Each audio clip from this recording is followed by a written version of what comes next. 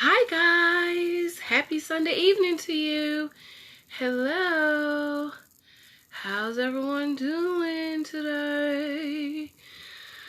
I got home, I just had to lay down for a minute. I was tired. How's everyone doing tonight? Ooh, my Dunkaccino is cold. Let me go warm it up really quick. Hi Danielle, how are you? Hi Coco. How you ladies doing tonight? Give me 1 second, guys. Let me put this back in the microwave. It's a little cold. How are you guys? How's the baby, Coco?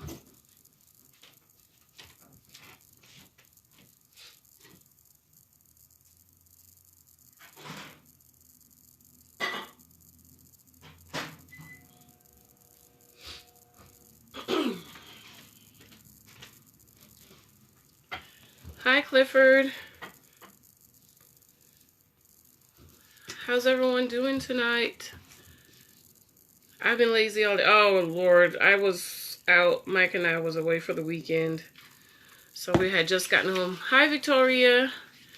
I was like, oh, I have to lay down for a minute. So I lay down. I was going to try to do the live while we was driving, but I was like, no, I'll just wait to get home and lay down. Hi, Yan. Ian. Thanks for asking. Good. I'm so glad he's better. Let me get my Dunkaccino, guys.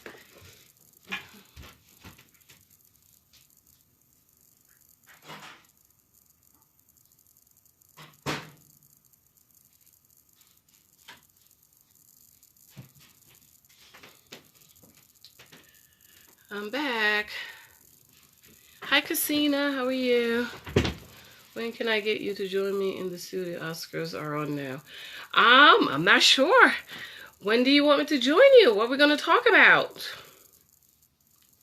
I have to check my schedule. You know I'm a busy woman. I forgot about the Oscars. Wow. So I was away for the weekend, so I'm a little bit behind. Oh, let's put that over here. Let's not have any accidents. Does it need to be charged? Yeah. So how's everyone doing tonight? It's been raining. I heard it's been raining in Jersey all day. Ooh, it's windy. Did you guys hear that? Hi, Bettina. How are you? So really quick, because I have to do 2 lives tonight because I'm so behind. On here, and I have to share it in my other group because it's going to continue my other group. I want to talk about why, as Black women, we need to drop the independent. I'm a strong Black independent. I am a strong independent Black woman persona. As Black women, we have to figure out another way to say that, okay? So that's what I'm going to talk about really quick for like 5 or 10 minutes, because I'm going to continue this conversation in my other group, Married at First Sight, which is how I got this topic. Hi, Henry Lee. Let me check my, sometimes I feel like my phone is too low and sometimes it's too loud. It's too loud. So that's what I'm going to talk about for about 10 minutes tonight. But I'm just trying to kill 2 birds with 1 stone. So let me go ahead and share it. If you guys could please do me a favor and share it. And you also know that I have a YouTube channel now. Church Girls Want to Get Married Too. Hi, Claritha. So if you could just share it. If you're on YouTube, just please look my name up and subscribe. So let me just share it to my group. I don't know if anyone watched Married at First Sight. I know a few of the ladies here. Oh my, I want to sneeze. Excuse me.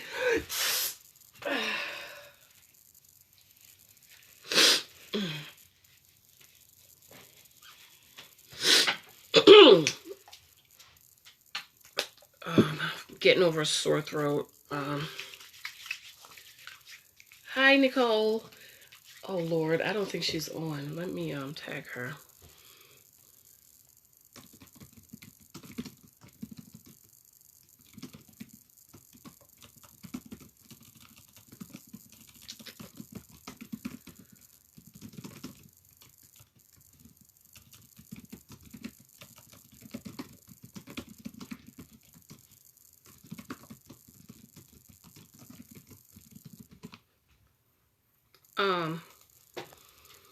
Yes, so the strong in I am a strong Black independent woman.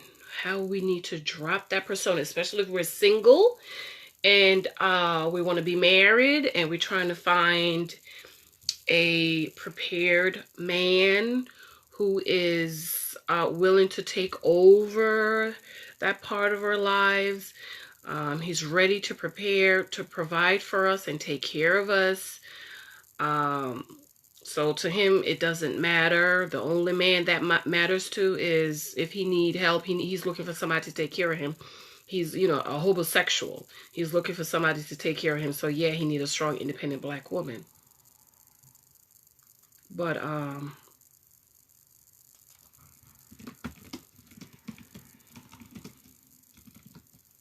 as single woman, if you need to find that provider type of husband who's gonna take care of you and provide for you, who don't need your money. I asked my husband this morning, I said, so when we met, right, did it matter how much I made? He was like, no, why would that matter? He was like, I got this. I'm a provider. Do you understand? I provide. That's what I do. So to my husband, even though I made a great salary for a single woman, it didn't matter. He didn't even know how much I made. I think that when he made how much I made was when we did our taxes together. Okay. Didn't matter to him because he got that. He got the provider type. Okay. So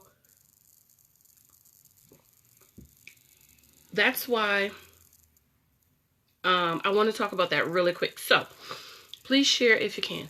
Remember, I don't know if any of you guys watch, hi Nicole, if you guys watch Married at First Sight. So I'm going to kill two birds with one stone. I just shared it there. So let's see if anyone is coming over.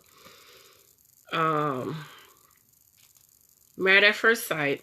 And it's exactly what it says. Married at First Sight. They meet at the altar for the first time.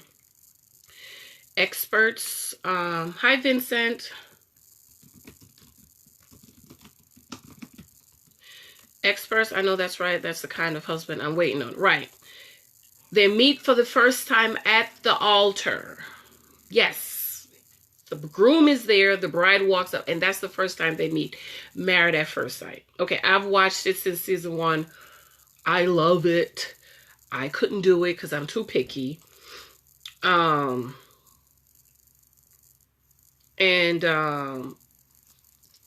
This is the fourth season. I think this is season 8. And out of the 8th season, 4 of the seasons they've had Black women on there. 2 of this, the first season, Monet and Vaughn, I just think they could have made it. The first season, Black girl Monet was married to a guy, a military guy, Vaughn.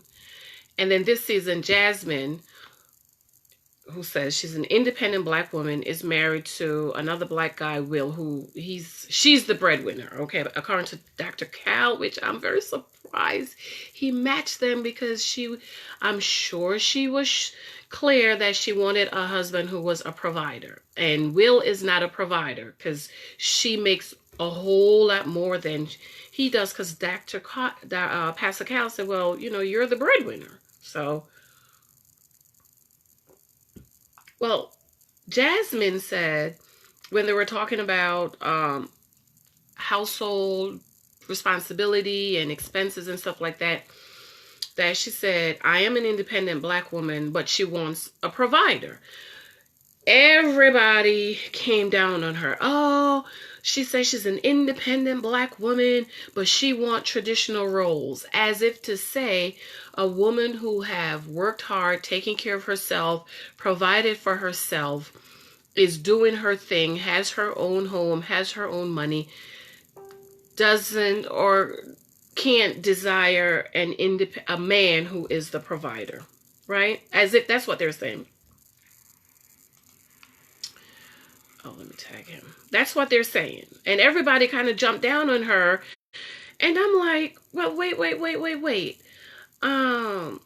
Because I would consider myself, not now, I've been married for 6 years. Hi, Danielle.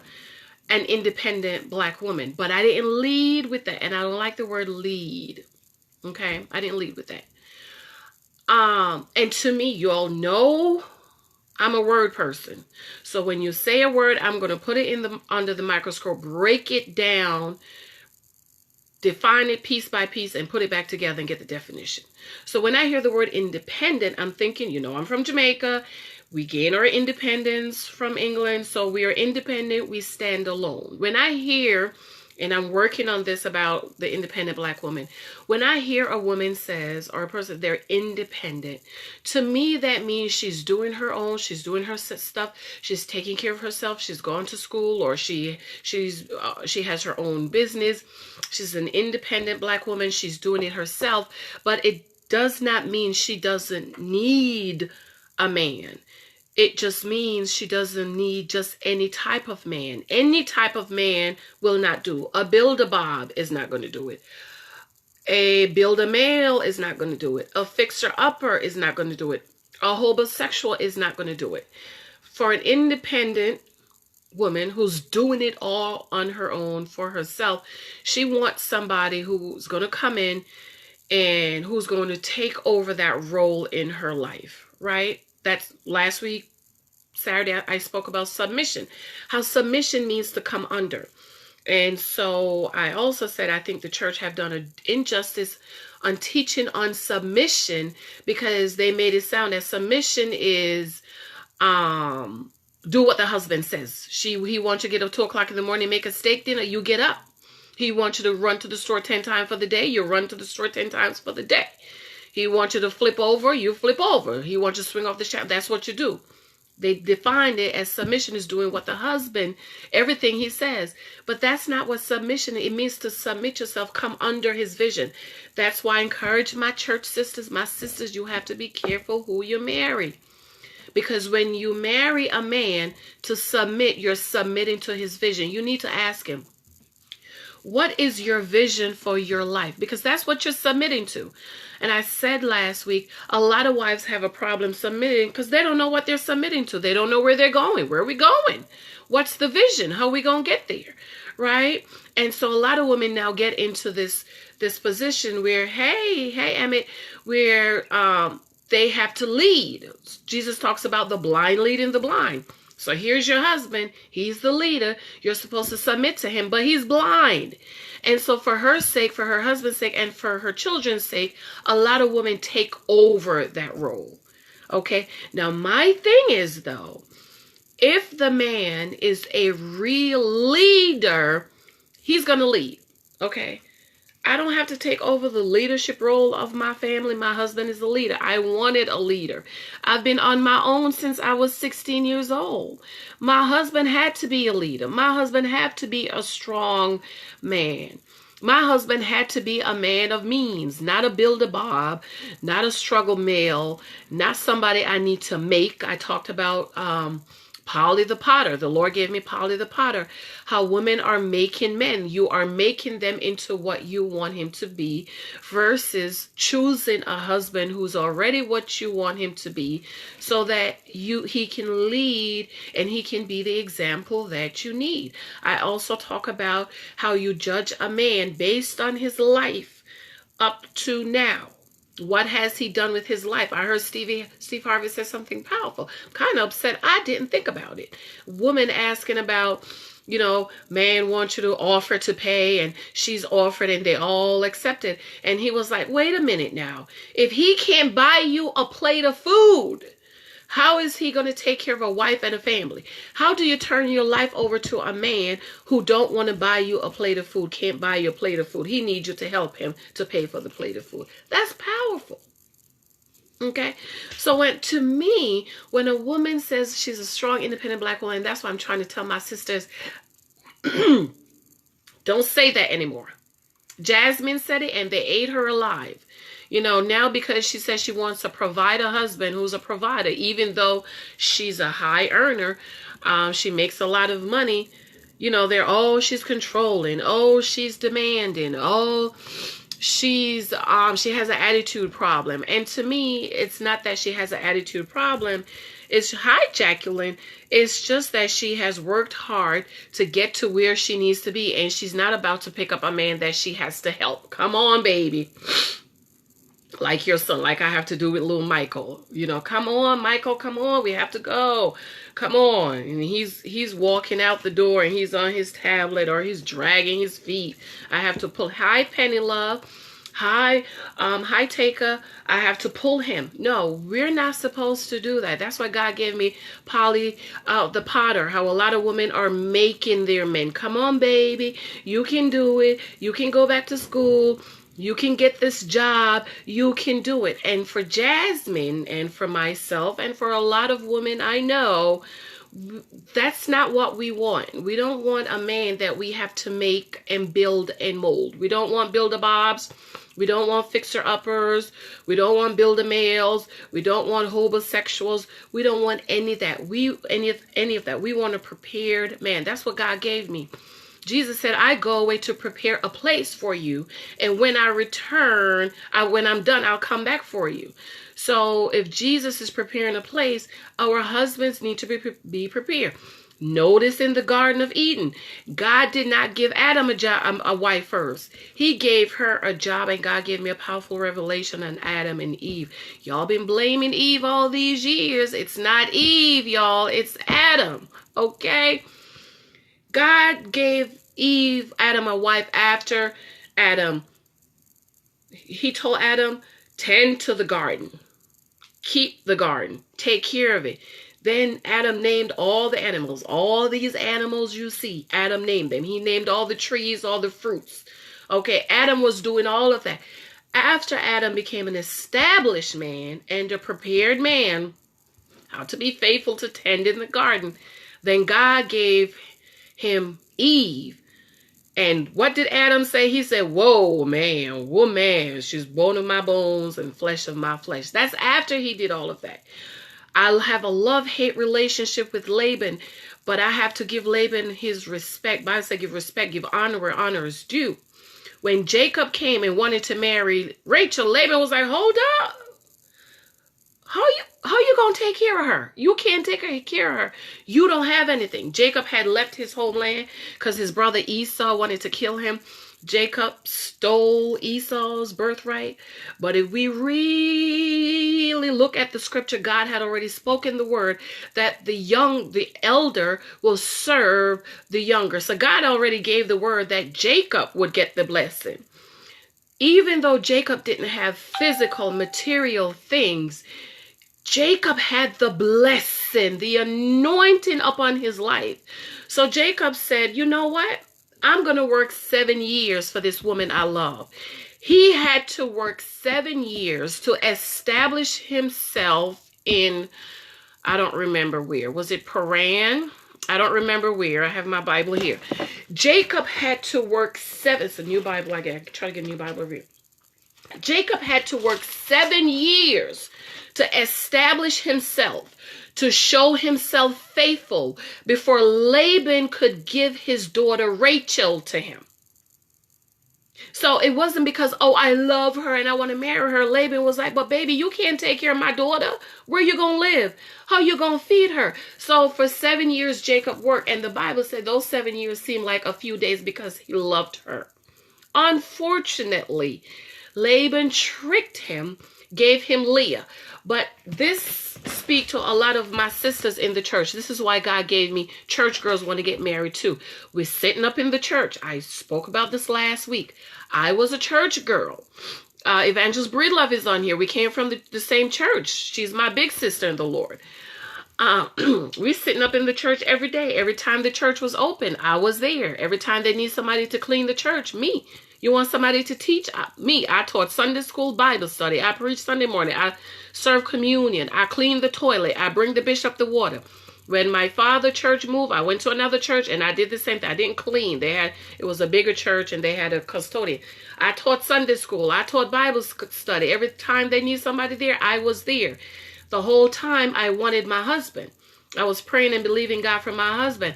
And I had to realize, I told you guys when I was 34, God woke me up, was like, you got to get up and get out. Reposition yourself. And that's what